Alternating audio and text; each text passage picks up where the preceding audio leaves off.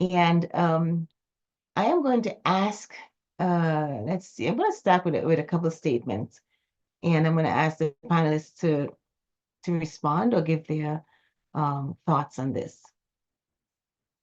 It is said that it is better to let the snake,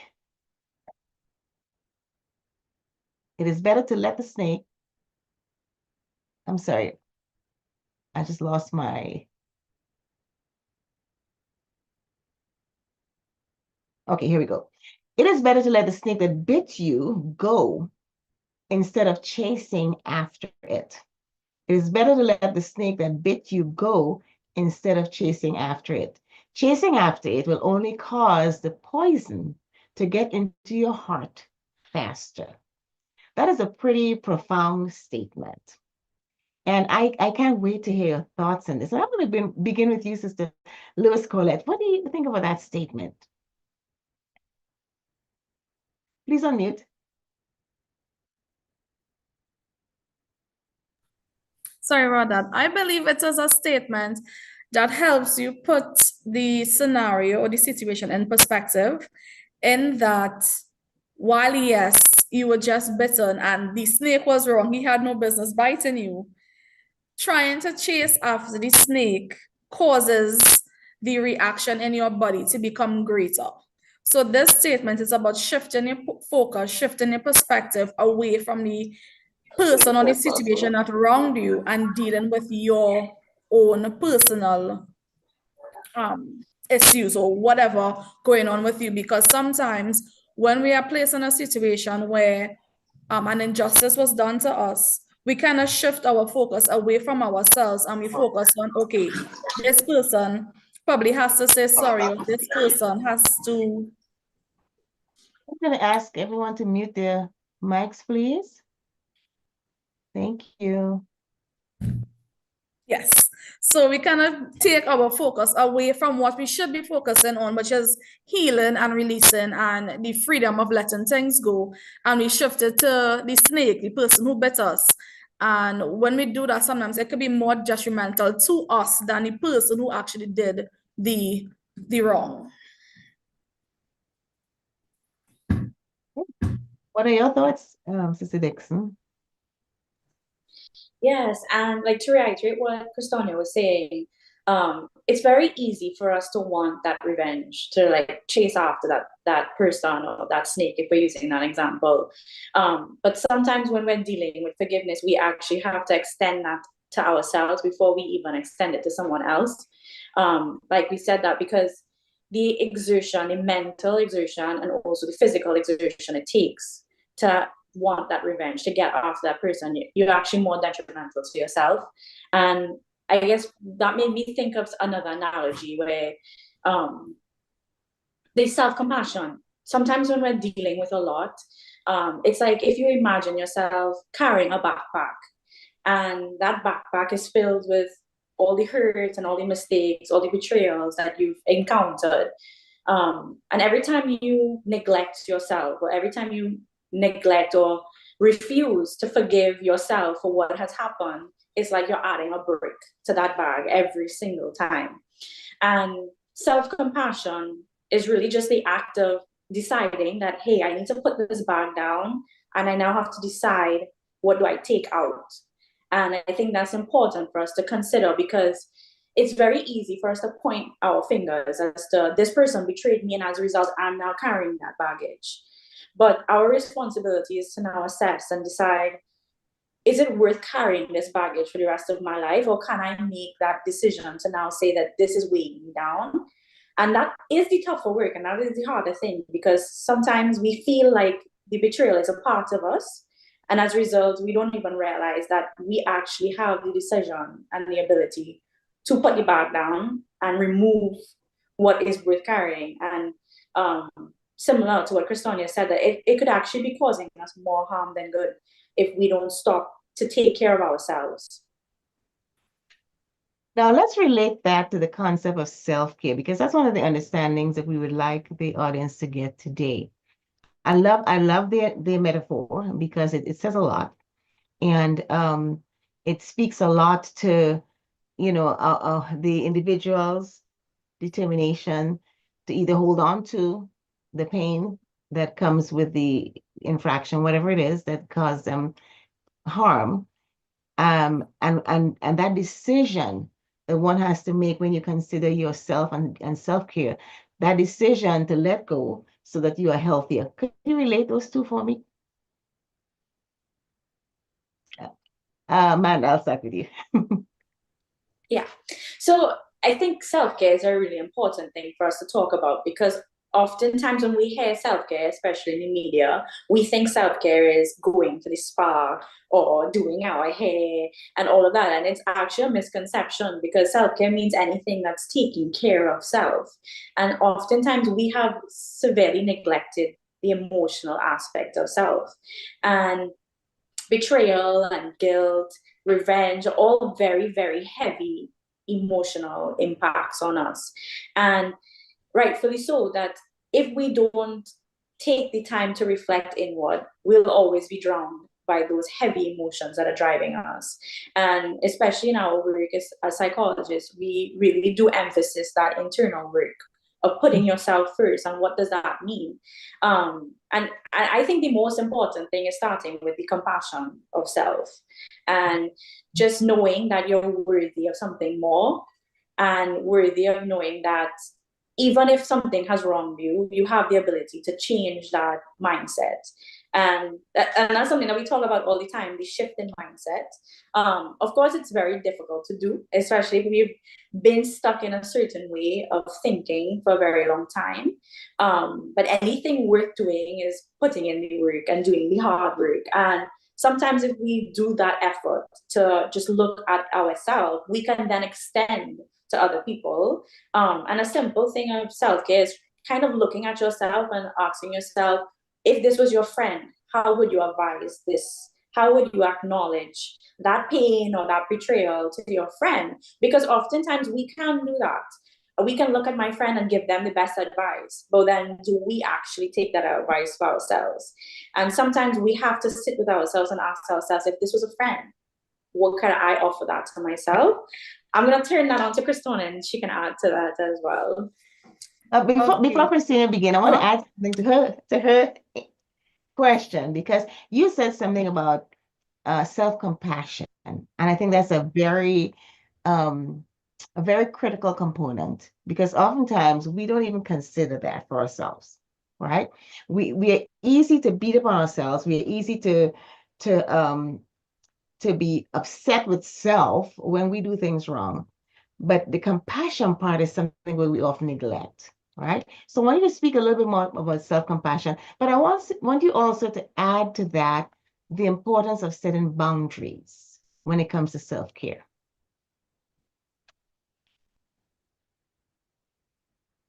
That's for you, Christina.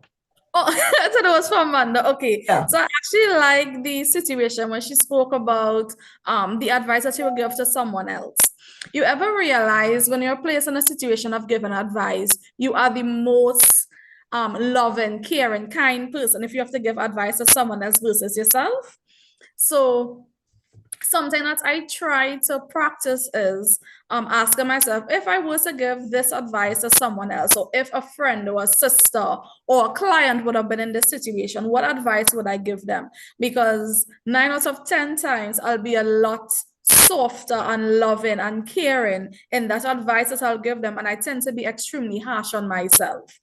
When it comes to certain boundaries could be a very difficult yet freeing thing, because you kind of tell yourself, you know what, if I set these boundaries, or if I make these set these expectations, persons might think I'm being too harsh, or I'm not being as open as I used to be, or I'm not giving them as much access as they used to have to me. But sometimes we need to set boundaries in the context of forgiveness and in the context of self-care, because while on the grand scheme of things, we need to be kind and loving towards other persons, we also need to protect ourselves, our mental health, our peace, everything that comes along with it. So certain boundaries is very critical when taking care of yourself, because only you know what you can accept and what you can tolerate.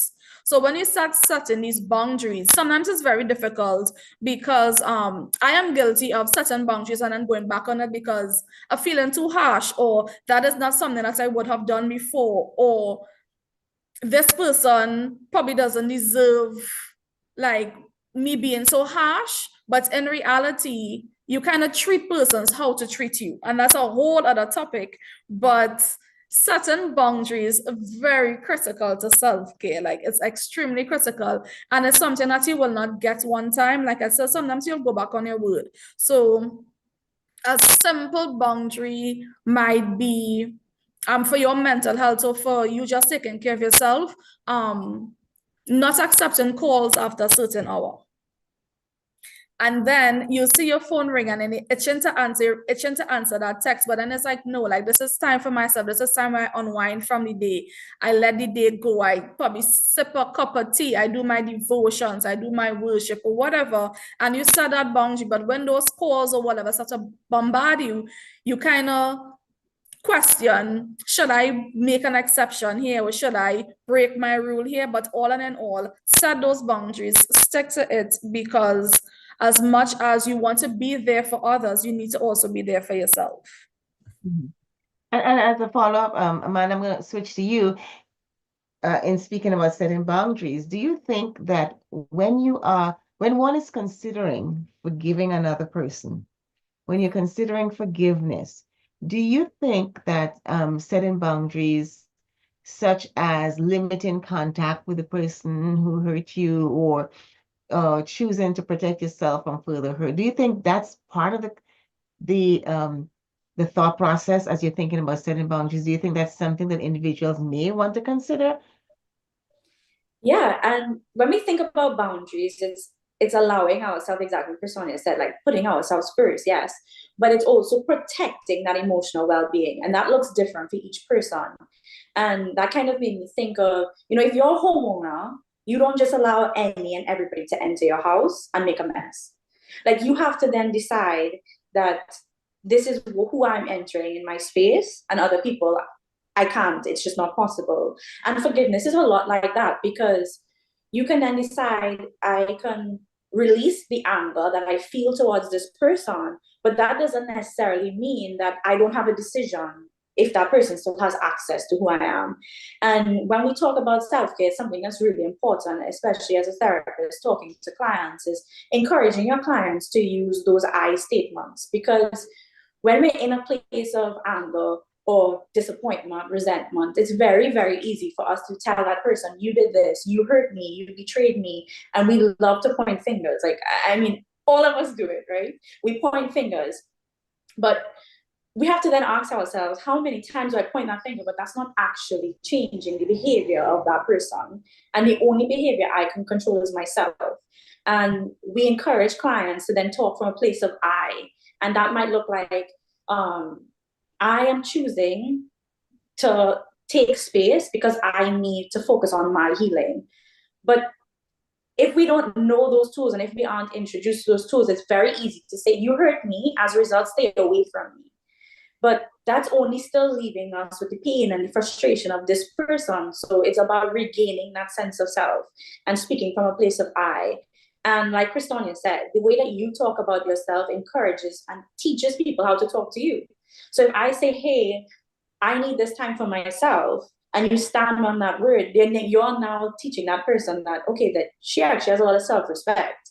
And as a result, I know now how to approach this person. Of course, doesn't happen overnight, but we definitely need to practice it. And I always encourage my clients to always, no matter what we're dealing with, talk from a place of I. All right, I'm gonna switch gears. First, let me check the chat and see if there's any questions in the chat that we need to address. Okay.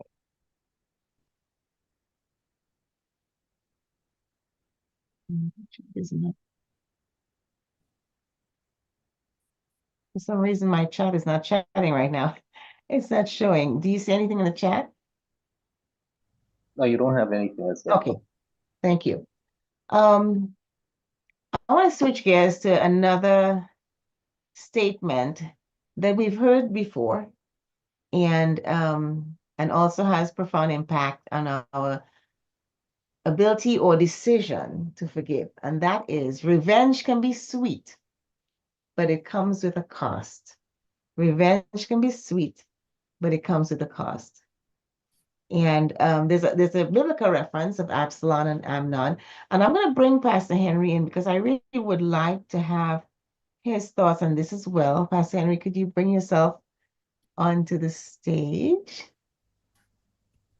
Dr. Neff and ladies, good evening. I am enjoying these ladies so much, Dr. Neff. I wouldn't mind listening all through the program.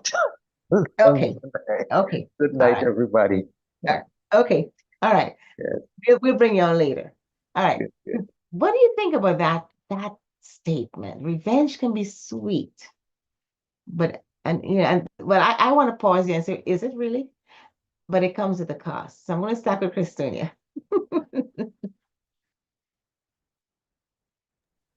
Now, I would reference last week when I said in my younger days, I believed in revenge. Like I believe in justice must be served. So when placed in a situation, it was really hard for me to let things go because in my mind, I'm naturally a fair person. So if you do something that was wrong, you need to face some kind of justice. So revenge can sometimes feel sweet if we're being human and we're being honest. Revenge can sometimes feel sweet, but if I go back to what Amanda stated in the beginning with the backpack with the rocks, if you use that analogy, is revenge really sweet? Because not all the time you'll get revenge in that moment. Sometimes it takes days, months, years. So that person does something, goes along their life. Sometimes they don't know they wrong you, or they do know and they simply don't care, or they know and it's just like, oh, well, another day. And you are there with this backpack, all these rocks, carrying it around. And if you place that rock in your backpack, and you're walking with that weight, it's very hard to forget about the hurt because you're carrying around the weight of it. So revenge is kind of like being stuck in the past and waiting for something to happen before you can let it go. So sometimes we think revenge is what we need or what we want, and then sometimes the revenge occurs or justice occurs and you realize, wait, I'm not feeling any better. Like the hurt's still there, the pain's still there because you tied your release on the revenge of someone else. And is it really that sweet for revenge if you knew how hurt you were in a situation and you're waiting for someone else to get hurt just like you to feel better? Is it really that sweet? So when it says you put things into that perspective, I don't think revenge should be of that much of an importance if self-care is your goal, or if healing is your goal, or if forgiveness is your goal. Revenge should really take the back burner because just like chasing after the snake, the end result that you think you want may not be the end result that you need for yourself and for your own healing. I guess I should have kind of set the stage for you with that. I referenced Absalom and Amnon in 2 Samuel 18. Absalom had a sister who was named Tamar, and she was raped by her half-brother Amnon, David's eldest son. Absalom waited 2 years after the rape of his sister for vengeance, and he sent his servants to murder Amnon when he was in a drunken state. And after that happened, Absalom was then banished, and 2 years. Think about that. 2 years waiting to have revenge for your sister's hurt. A lot could happen with a person in their physical bodies, in their emotional state, in their spiritual state. A lot could happen to an individual those 2 years that you've waited with the thoughts of revenge in your mind. So tell me, Amanda, what kind of, if a person is bent on revenge, and they are planning it and they're taking their time to orchestrate all of this, what are some of the things that occur in that person as they're going through this process of seeking revenge? So when we think about that, it's like, as a psychologist, we always make the connection of mind, body, and soul. And oftentimes when you are, yes, like you want that revenge, it's human, it's natural, because you're driven by a certain emotion, and that's at the forefront. But very little do we think about all the other emotions that attach to that resent. And what does that do to us? It causes a significant stress. Every time we hear in the media about a crime scene that happens, of course, those families are hurting and they want that revenge. They want that person who's caused them harm. But oftentimes they focus on the other thing. They're focusing on what's going to happen to this person, and their whole time is spent on that. And how does that affect us? We stop sleeping, we stop eating, we're physically drained. Everywhere we go, we're hypervigilant, we're so worried, we're so anxious, we're in a constant state. Because if we're looking at it from a psychological perspective, that part of the brain is always heightened and always at a state of alert, and that is extremely abnormal. That should only ever be alert if we're actually in danger. And usually when we're under a lot of stress or a lot of anxiety, the brain cannot turn it off. So it's constantly going. And those are the people that get very sick. All of a sudden the immune system is dropping. Everybody says my allergies, but it's really because you have no immunity anymore. You're super stressed, you're anxious, your thoughts are running.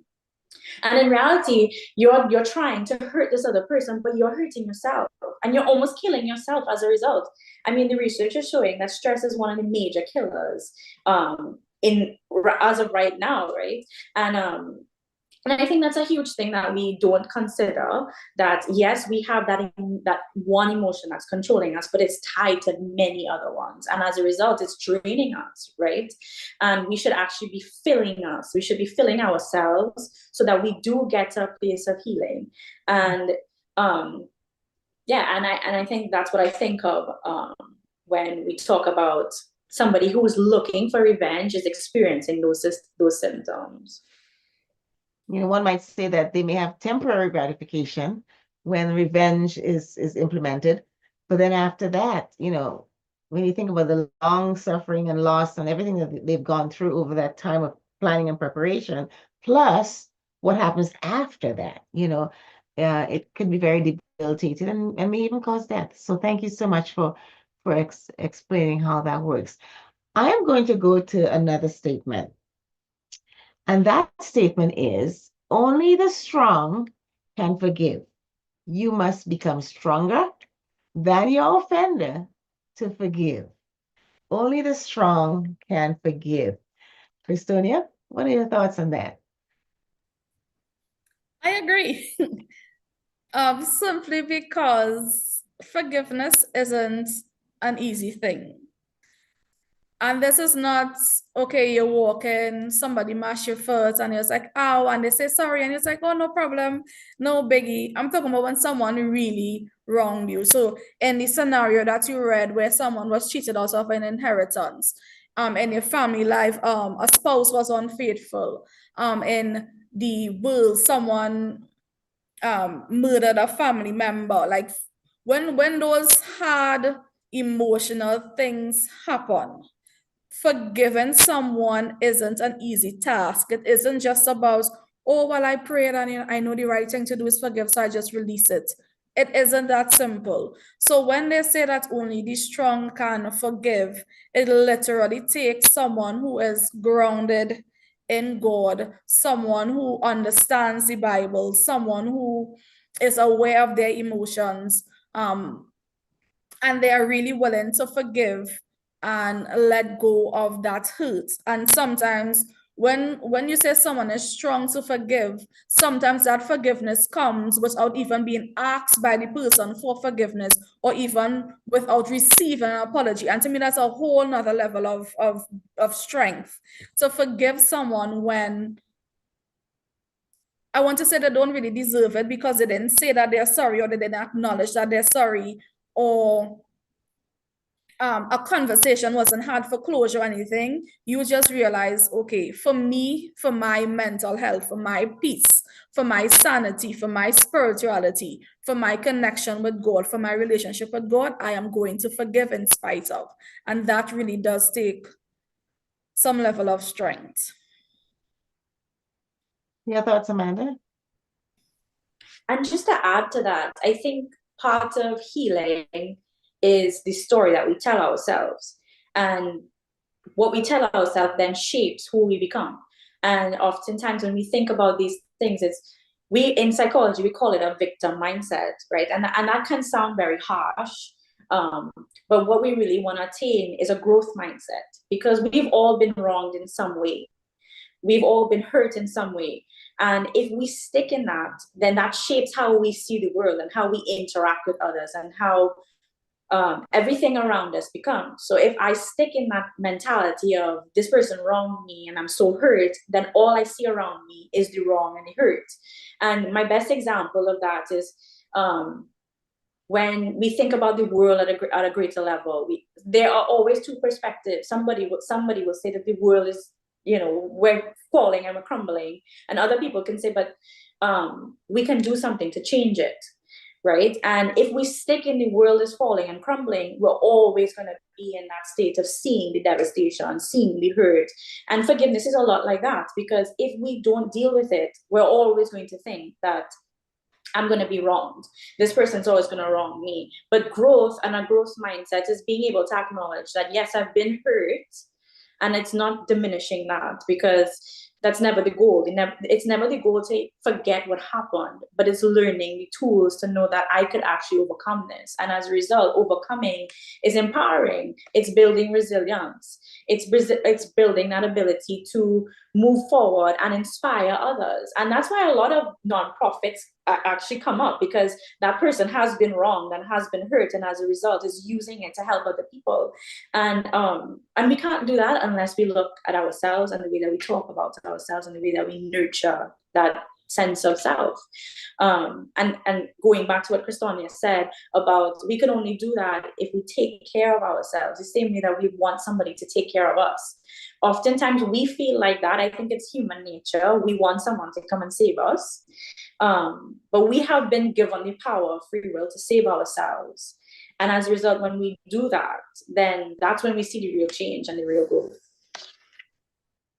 I really appreciate that both of you speak to the fact that when we talk about being stronger and talk about strength, we are not speaking about physical strength, but we are speaking about more emotional strength and resilience. And that that statement about only the strong can forgive really suggests that forgiving someone who has caused us harm is not a sign of weakness, but rather a sign of strength.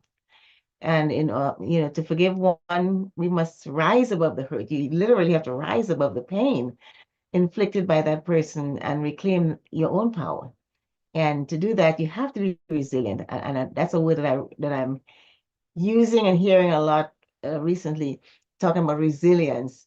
And it involves overcoming the feelings of victimhood. I'm glad you mentioned that word as well.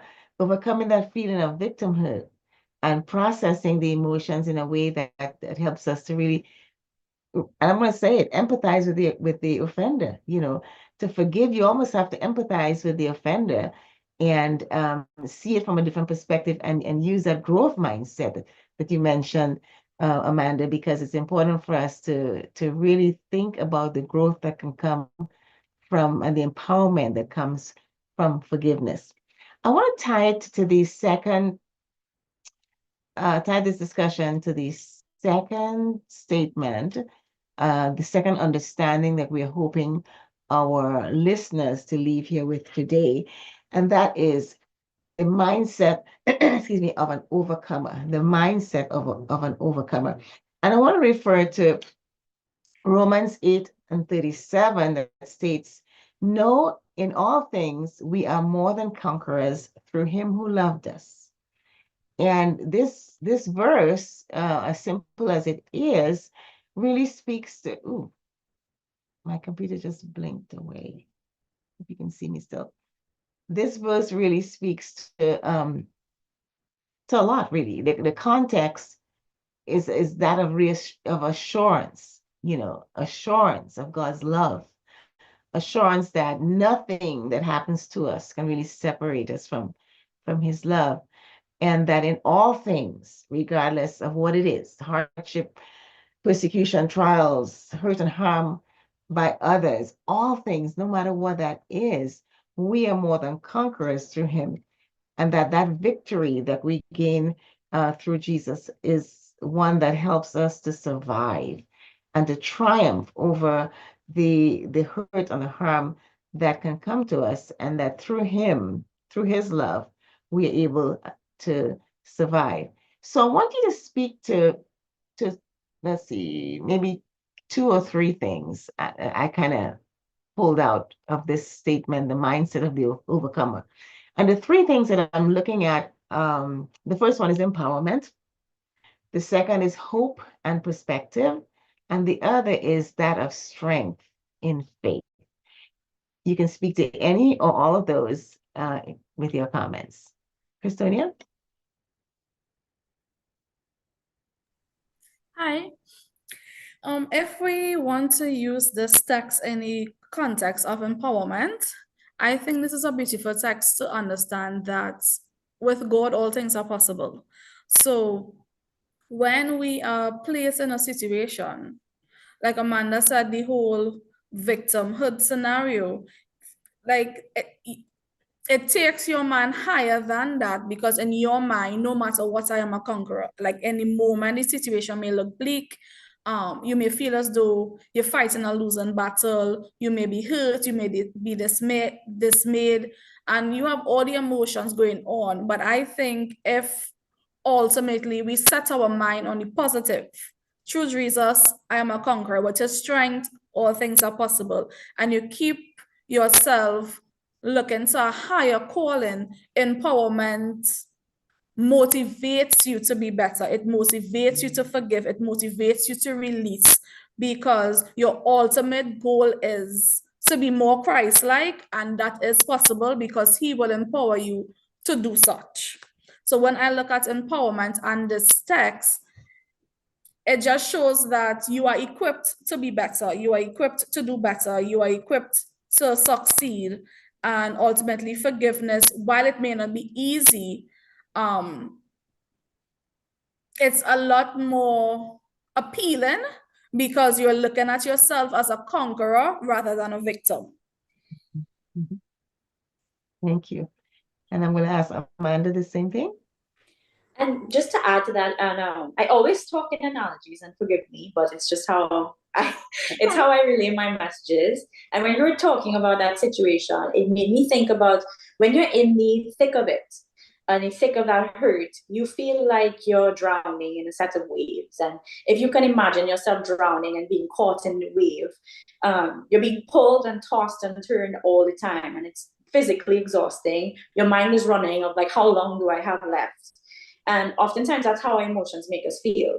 And if you were to talk to anybody, for survival, the best thing to do is actually just to surrender.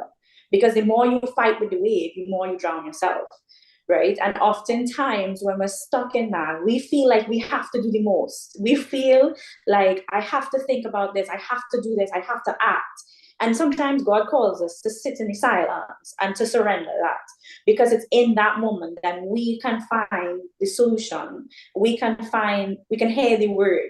We can then decide. And sometimes, and I'll speak from all the psychological aspect of it. We need to ground ourselves. And Christonia said that in the grounding. And we take for granted how simple that is, but how powerful it is. We all know as Christians, when we pray, that you can actually feel the presence of God if you ground yourself and you're in that moment. And for psychologically too, if we just take the time to take deep breaths, we will find a solution. But sometimes we just get so caught up in the emotions that we're actually pulling ourselves down. And that's why I always try to, when we talk about empowerment, it's also surrendering. And sometimes we have to trust that if I surrender, I could actually float, because I'm given the tools to do that. And that's what I thought of, and I hope that answers your question. But sometimes it's the simplicity that really is the healing. It's not a whole long journey of what I'm doing right and what I'm doing wrong. It's really getting back to a sense of self so that you can see clarity and gain clarity. And we can only do that if we're in a place where we're allowing ourselves to listen and listen to God, listen to ourselves. So that's what came to mind when I was thinking of that answer. Okay. And hope and perspective. That's also a key consideration here as well. The mindset encourages individuals to focus on the possibility of healing. When you think about forgiveness, you think about the possibility of healing and growth rather than on dwelling on past hurts. Because when you dwell on past hurts, there's no healing taking place. It's like removing the scab over and over again. You know, the scab is sent to promote healing. But every time you pull that off before healing is complete, you are re-injuring yourself and you may infect the hurt. So when we think about forgiveness, that hope of healing is something that can also drive us, you know, to pursue forgiveness. It instills hope and forgiveness. It instills hope that forgiveness, can lead to personal liberation, to free you from the bondage of that harm that you experienced. And it may also help to renew relationships, because you know, not everyone that hurt us ends in a broken relationship, right? Because sometimes the people who are closest to us, or family members or loved ones, are the ones that tend to hurt us more often, or maybe even the worst, right? And you know, and it doesn't necessarily have to end in a broken relationship, but hope and perseverance can help us renew some of those relationships. And it may happen again, whatever that thing was. But when we forgive, we allow that as a possibility. Yeah, I'm gonna forgive you and forget about it and let it go, and we are fine, you know, we get back on track. But you may do it again, right? And it's something that you also have to consider when you think about forgiveness. What about strength in faith? What does our faith do for us, or how does it prepare us to forgive? I'm going to leave it open. Jump in there if you want. Okay, I think your faith can really empower you and make it easier to forgive, because you have like a higher calling, if that makes sense. So sometimes someone has wronged us, and the ability to forgive, if you are to try to do it on your own, it will be near impossible. You made reference to a family member hurting us, and I remember saying last week that a lot of times it's the persons closest to us that hurt us the most or hurt us the deepest, because for some reason what they do matters more than someone else. So if, let's say, my dad or my sibling tells me something that hurts my feelings, if a stranger tells me that same thing, I'll be able to just brush it off and keep moving. So in a case like that, where you're hurt deeply by someone that you love deeply, that you didn't expect the hurt from, I think your faith plays a vital role in being able to let that go, because you are called to a higher calling. And you have that relationship with God, or you have that responsibility to forgive 70 times 7. You have that responsibility to forgive and let go, because who are we to hold on to these things when God has forgiven us for something we did today, like an hour or two ago, and it is thrown into the depths of the sea? We aren't reminded of it. It isn't constantly rubbed in our face. So I think faith is very crucial in forgiveness, because when it is, you really put it in the perspective of God, who is the ultimate judge, loves me unconditionally, and he forgives me unconditionally. I have no business being judgmental or holding on to stuff when it comes to other persons, because the ultimate person who has the last say in all of that throws my sins into the depths of the sea. That's good. That's good. Thank you. Amanda, were you about to say something? Oh yeah, I was also gonna add to that, especially part where it's sometimes the people who are closest to us. And I think what faith does, and it's an important thing for us to remember, that it it reminds us that our mistakes aren't, we are more than just our mistakes, and redemption is always possible. And oftentimes, especially when we think about the context of family, if we're wronged by a family member, we have choices, and sometimes we forget that. And we always take the choice of, well, I'm never going to talk to them again.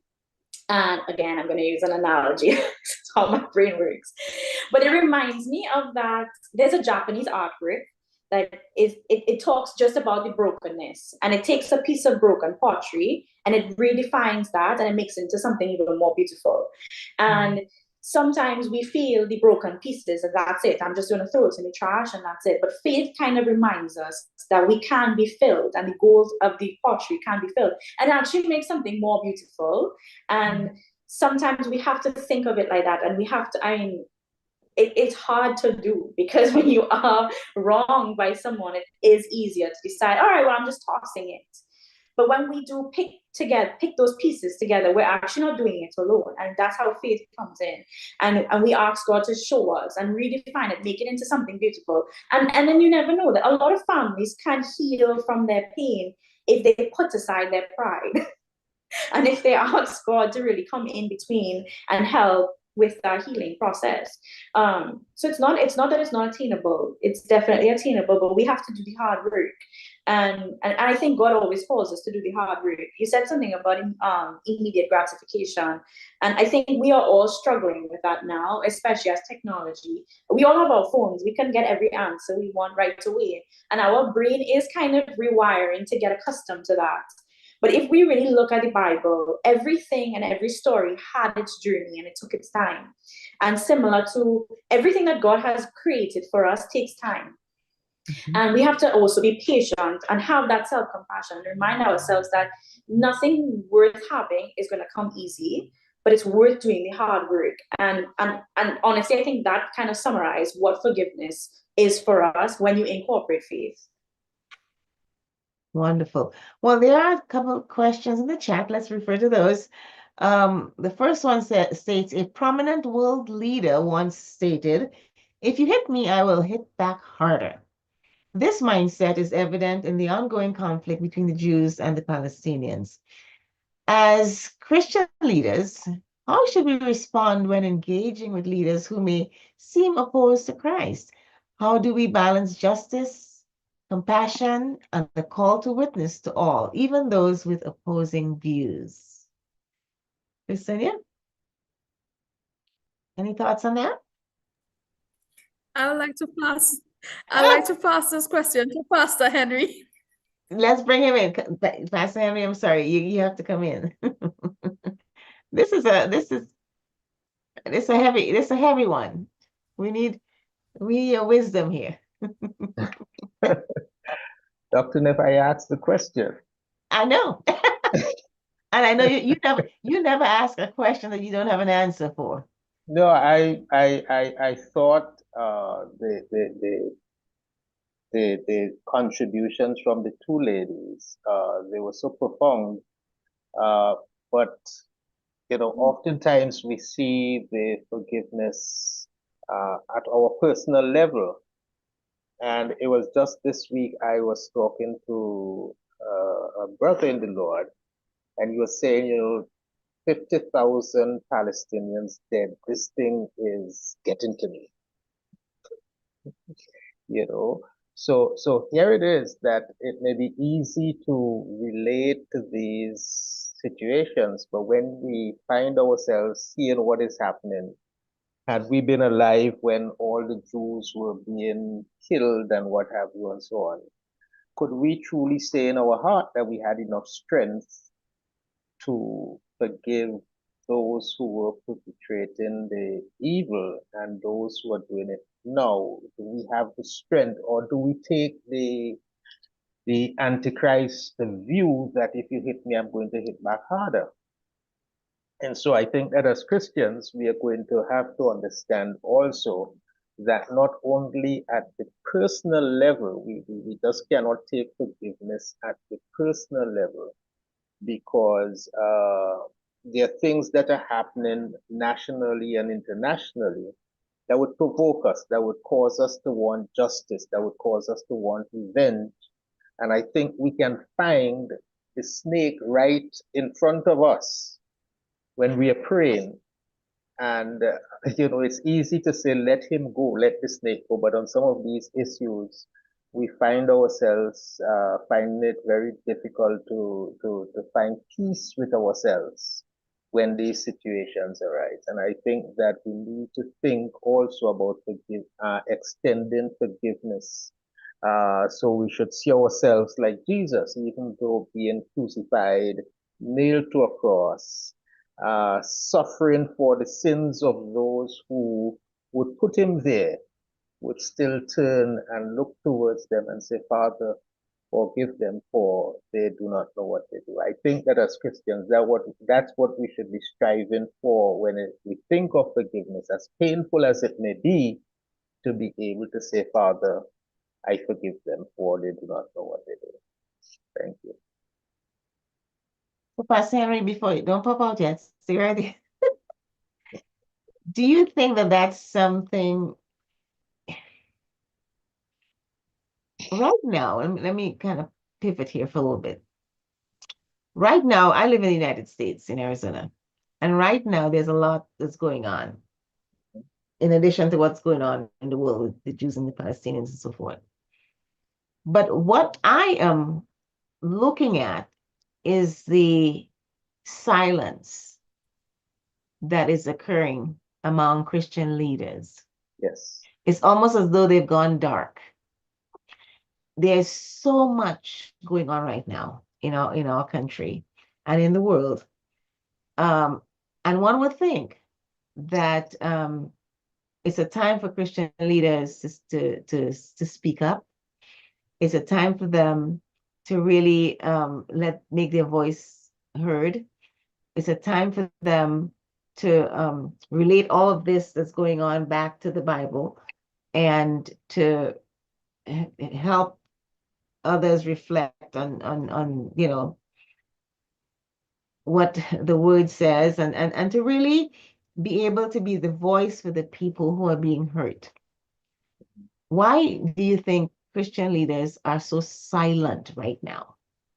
Well, one of the things that is happening in the world is that when you side, when you shift your focus, let me put it that way, you shift your focus from the teachings of Scripture, from the teachings of Jesus Christ, and you develop all of these other worldviews. When you get yourself in a situation, an embarrassing situation where you're supposed to declare the truth, you have already compromised yourself. And this is one of the things that the devil does to us all along, preachers, individuals, to cause us to compromise ourselves and our position without sinning. You, the ordinary Christian, you do something, you get involved in some activity that may seem to be community oriented, and what goes on, you don't say anything about it, it's all right, and what have you, and so on. And then when the bigger issue comes into focus, then you find it very difficult because you have been less compromised at the lower level. So if my leader says to me, if I'm in a country where the prime minister says that if you hit me, I'm going to hit back harder. If you punish me, I'm going to punish you. I'm going to go to the church the next morning and say, listen, that's not the way we are supposed to behave, Christians. If somebody takes your shirt, you give him your cloak also. If the other or the opposite way around, if you take your cloak, give him your shirt. And so you speak at the level that you are. And I think this is what has happened. The Christian leaders have not seen it fit to speak at the level that they're at, and they have probably missed a number of things, thinking that as a matter of fact, I understand the America situation, and I think that what has happened is that Christians have failed to understand that the changing of people's life is not through legislation, rather it is through the teaching of God's word. Yeah. And I do see how, when we compromise our values and our spiritual beliefs, it's very difficult to then go back and try to hold people's foot to the fire when, you know, yeah. But that silence really troubles me. I just had to ask. I'm sorry. Thank you so much for responding to that. So there's another question in the chat that brings us back to the open scenario. And the question is this: do you think the brother in the open scenario got released from the hurt, knowing that the person who caused the hurt is dead, or do they now learn to live amid the hurt?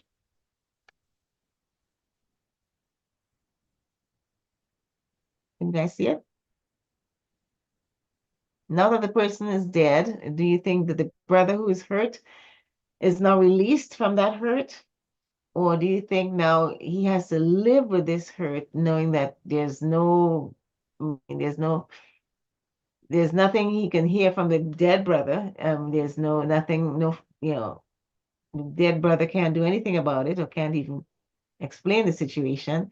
And now he has to live with this hurt, knowing that there's no recourse from his brother, or does he just now feel that he's released from it now that the brother is gone? If I was to chime in, I would think that maybe before the death, that brother would have thought, well, if he just dies, it's over. Like I've come to terms with it. And maybe with that death, you think that that's going to happen. But I honestly think that with that death comes a whole other ball game, because you're now dealing with the things that you avoided to deal with all along. And we do have that tendency that sometimes we just, if this is done, then I'm going to be better.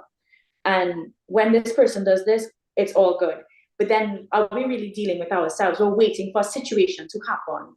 And then when it comes, we have no coping skills and no idea of what comes next. Because sometimes we think that if this person is dead, I'm fine. But then this person is dead, and then maybe I live with the regret of not having that conversation.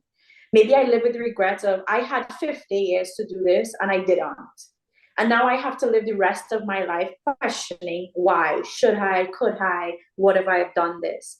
And that also is where the guilt and the shame comes with forgiveness, because oftentimes it's not just to get burnt, but we also deal with the other side of it, right? So I don't necessarily think that is gone.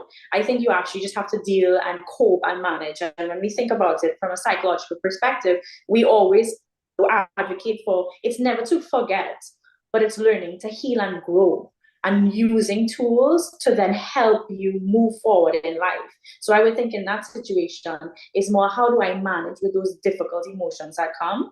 And how do I now rewrite a story that's going to be beneficial to me? So I actually don't believe that it just immediately goes away.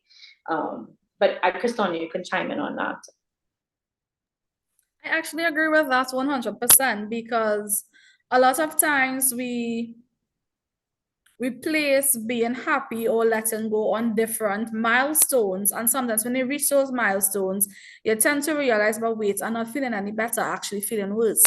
So let us say, in his mind, it's like, okay, when my brother passes away, I may then get the inheritance because he's now gone, so the money will come down to me. Or I want, sometimes he probably could have wished that on him, because he asked to open the coffin to see if the money was going with him. And in a situation like that, one may believe, well, the person is dead now, so I will feel better. But then now you have to deal with the regret of, why didn't I have this conversation?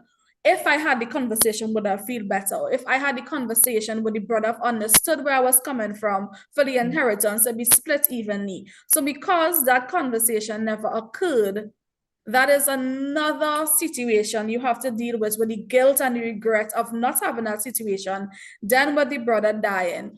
And I really don't think he got the release. Like, sometimes we think in our limited view that the revenge or the death or the or the act of that person getting hurt as well will make us feel better. But I think sometimes it really makes us feel worse. Mhm. Those are really, really excellent points, because now you're falling into a situation where you're not forgiving yourself for not having that conversation when you should have and could have. And that, yeah, that's a whole other ball of wax, as they would say. All right. I'm going to ask the audience if you have any more questions, go ahead and put in the chat. I'm going to ask the panelists to think of their closing remarks. And while they do that, while they get their closing remarks together, let me just kind of summarize for you, or at least give you some key, or recap some key points that I heard from them that I'd like for you to think about as we talk about forgiveness and the act of making it easy and less painful. We talk about the principle of taking care of yourself. And the principle of taking care of yourself involves that of considering your emotional well-being, prioritizing your self-care. And I love that, who was it? I'm not sure it was Christina. I think it was Christina who said that oftentimes we think of you're going to the spa, and you're going to for a massage and so forth. And while that is self-care, it's a little more involved than that. It really involves you taking care of your emotional well-being, learning how to manage your emotions more effectively. Because when you do not take care of yourself, you may harm yourself physically, emotionally, as well as mentally. It does have an impact on your mental health as well. It also involves setting boundaries. Taking care of yourself involves setting those healthy boundaries. This can mean determining how much contact you have with the person who's harmed you. And that contact may be a temporary relief from it, so that you have time to really take care of yourself and get yourself back to where you can deal with that person.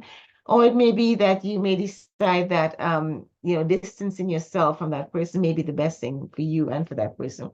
And creating some space may be more conducive to your healing. And then it also involves having that self-compassion that Amanda talked about.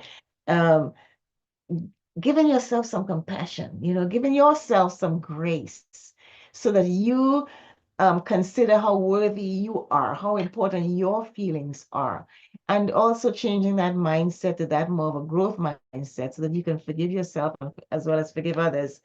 And also consider empathy as part of that process as well. We also talk about the mindset of the overcomer and how important it is for us to think about how empowering it is to be a forgiver. There's strength. There's a certain amount of strength that comes in forgiveness. And as we refer to the verse in Romans 8:37, speaking to the fact that we are more than conquerors through Christ who loved us, that we need to adopt that overcomer's mindset and be empowered to be resilient and to be capable of addressing and overcoming those challenges that we may experience. And this includes diminishing the feelings of victimhood and promoting a more proactive approach to forgiveness. Then there's hope and perspective, looking at the possibility that hope brings, the possibility of healing and growth, and not dwelling on the past, but letting go of the things of the past, so we can move forward and be more liberated to move forward effectively. And we also spoke about revenge can be sweet, but it will come at a cost. And while revenge may be temporarily, momentarily satisfying, the negative impact and consequence of revenge can be long lasting, and it could be even more painful than the harm itself. We reflected on the story of Absalom and Amnon, and that even after committing the revenge of or having his friends kill his brother, his half brother, that the impact on him was even more grave. We have to consider that, because revenge is not the path we like to take. We like to take a more growth mindset, so that we can become stronger, both emotionally and mentally. And then also physically, because when our emotions and our mental health are affected by holding on to hurt and harm and revenge and anger and so forth, it does affect us physically. So those are kind of some of the things I gleaned from the discussion this evening. And I would like now to go back to the panelists and hear their closing remarks. I'm going to start with Christonia. What do you have to say for us this evening? Very short that setting boundaries is vital form of self-care, and it's essential to protecting and nurturing your mental health. You, Amanda? And I'm going to end with, when we're dealing with forgiveness, our mind can trap us either in the past or in the future. And we have to remind ourselves that the only thing that we can control right now is this present moment. And when we take time to really listen and decide where I am, that's going to get us to the path that's going to be the most beneficial. And sometimes that's the hard work, but it's the work that we have to do, because if not, we'll always live in the past, or we'll create a future that's not there yet. So just having grace with yourself, looking inward and deciding what is the path that I'm going to take and how am I going to get there is where your solutions are going to come if you just take that time for yourself. Thank you kindly. Again, thank you, ladies, for being with us this evening. Thank you so much for your words of wisdom. Thank you so much for us experiencing the benefit of your training and knowing that what you shared with us is what you would share with clients that come to you with similar issues. And we so appreciate you sharing those things with us and helping us to understand the value of forgiveness and the impact that non-forgiveness has on us, both emotionally and mentally. We'd like to thank the audience for being with us this evening. We would like to encourage you to come back again and join us for Real Talk Family Life next week. And I'm going to bring Pastor Henry back on so he can talk a little bit more about where we go from here and to close us out. Thank you very much, Dr. Neff, and ladies. Thank you very much. Thanks to Licott, Dr. Samuel, and his team for sharing with us these past few weeks. God has been good, and we look forward to a great time. Pastor Constantine is on YouTube. Send me a message. Hey, I'm listening to you on YouTube. Also, I am seeing one of our pastors from here in Barbados, Pastor Wickham. I think she's with us also. Nice having you with us this evening. And we look forward to seeing you for a great program next week, God's willing. Do have a blessed week, and the Lord bless you. Good evening, everyone. Good evening. Good evening. Good evening. Good evening.